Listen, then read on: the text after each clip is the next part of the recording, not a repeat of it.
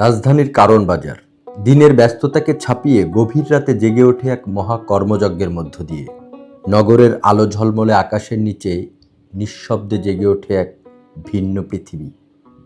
নাম তার কারওয়ান বাজার। এই বাজার শুধু কেনাবেচার জায়গা নয়, এ যেন এক রাতজাগা নগরের হৃদস্পন্দন।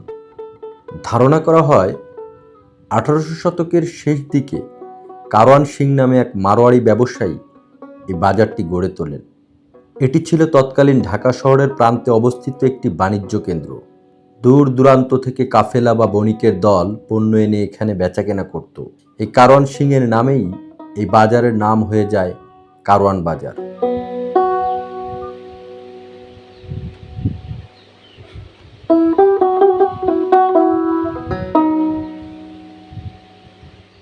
নামকরণের ভিন্ন মতটি হচ্ছে, কারওয়ান শব্দটি এসেছে মূলত ফার্সি ভাষা থেকে।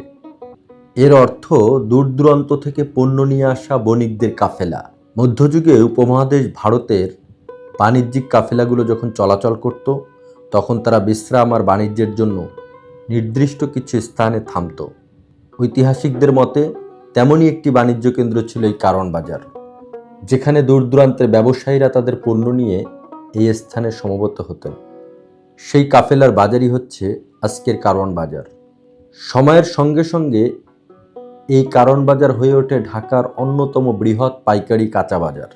রাত গভীর হতে না হতেই ঢাকার বিভিন্ন প্রবেশপথ দিয়ে একের পর এক ট্রাক ঢুকে পড়ে এই বাজারে। রাজধানী ঢাকার কারওয়ান বাজারে আছি আমরা।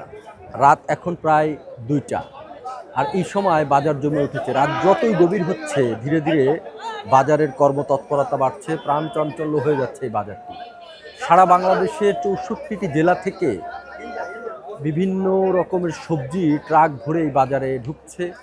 আগামীকাল সকালে রাজধানীবাসী খাদ্যের যোগান দিবে এই সবজিগুলো।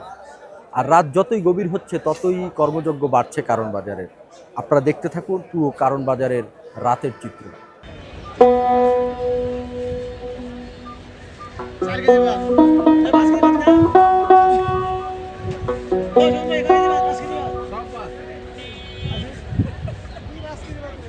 দেশের বিভিন্ন জেলা থেকে সবজি, ফল আর কৃষি পণ্য নিয়ে হাজির হয় শত শত ট্রাক।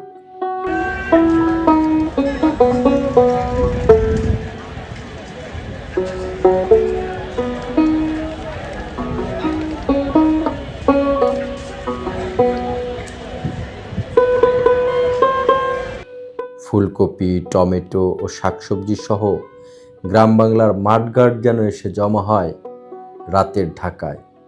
রাতের গভীরতার সাথে সাথে বাড়তে থাকে বাজারের কর্মযজ্ঞ। মুহূর্তেই ব্যস্ত হয়ে ওঠে প্রতিটি অলিগলি। ক্রমাগত ট্রাক থেকে নামতে থাকে ঝুড়ির পর ঝুড়ি সবজি। ঘামে ভেজা শরীর, মাথায় ভারী বোঝা। এই শ্রমিকরাই এই শহরের অদৃশ্য নায়ক।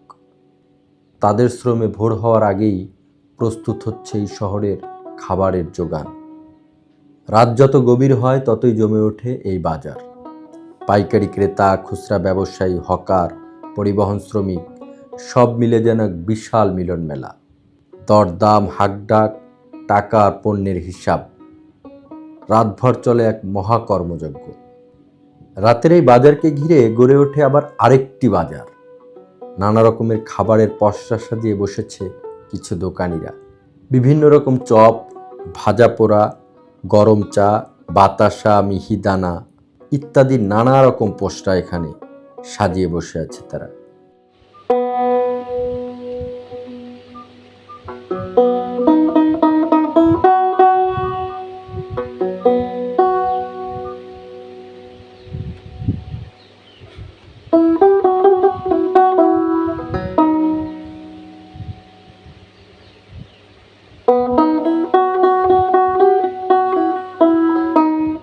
রাতের ক্ষুধা মেটাতে এসবই ভরসা। সাথে আছে ভ্রাম্যমাণ ভাত ও রুটির হোটেল। অস্থায়ী হোটেলগুলোতে মাটির চুলে রান্না হওয়া গরম ভাত, ডাল, তরকারি আর রুটি শ্রমিকদের রাতের একমাত্র ভরসা। খাবার যেমনই হোক, হাড়ভাঙা পরিশ্রমের পর ক্ষুধা মিটিয়ে তৃপ্তির ঢেকুর তোলে তারা।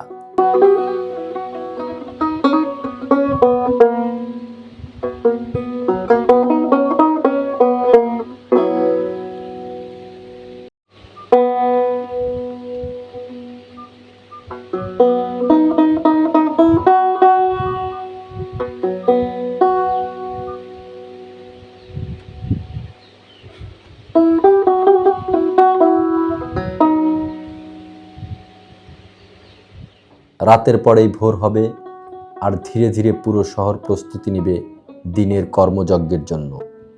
এই বাজার থেকেই খাদ্য সামগ্রী পৌঁছে যাবে অসংখ্য রান্নাঘরে।